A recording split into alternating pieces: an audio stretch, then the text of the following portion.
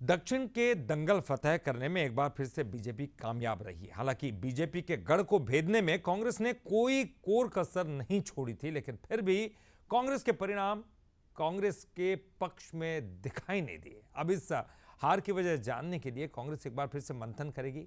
आखिर क्या वजह है कि उनको हार का सामना करना पड़ा?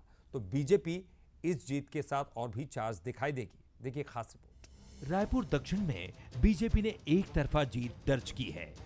पहले राउंड से अंत तक बीजेपी ने ही बढ़त बनाई और पांचवी बार शानदार जीत दर्ज की।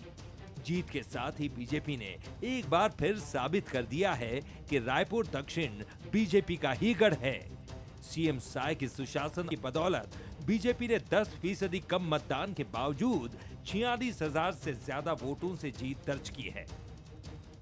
जिस तरह से वोटिंग प्रतिशत कम था, तो जितना तो तय था, इतना तो विश्वास था, लेकिन इतनी बड़ी अंतर से जीतेंगे ऐसा लगता नहीं था। लेकिन रायपुर दक्षिण के मतदाताओं ने भरपूर आशीर्वाद दिया भारतीय जनता पार्टी को, मोदी जी की गारंटी को, हमारी सरकार के 10-11 महीने के जो काम विकास के किए हैं सभी वर्गों के लिए, उसमें रायपुर दक्षिण की जनता ने, वहां के मतदाताओं ने विश्वास व्यक्त किया और जितना कांग्रेस वोट नहीं पाई है उससे ज्यादा से भारतीय जनता पार्टी को वहां की जनता ने, मतदाता ने जिताया है। इसका पूरा श्रेय विष्णु के सुशासन और मोदी जी का मार्गदर्शन।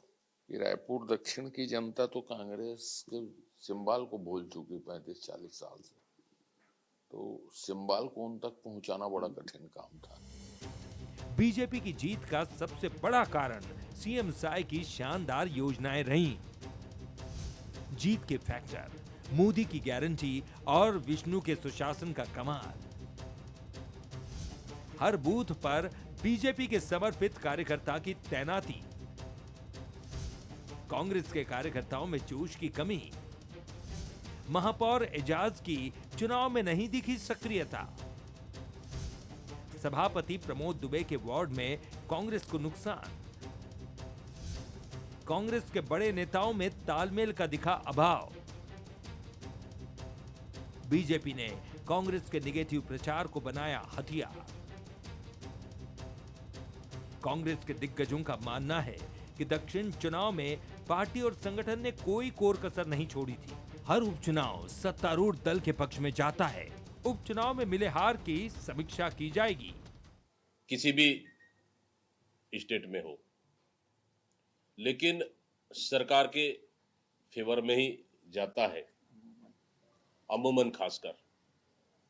लेकिन हम लोगों ने पूरी कोशिश की इस चुनाव को जीतने के लिए, लेकिन 34 साल से लगातार 8 बार से बीजेपी का गढ़ रहा है।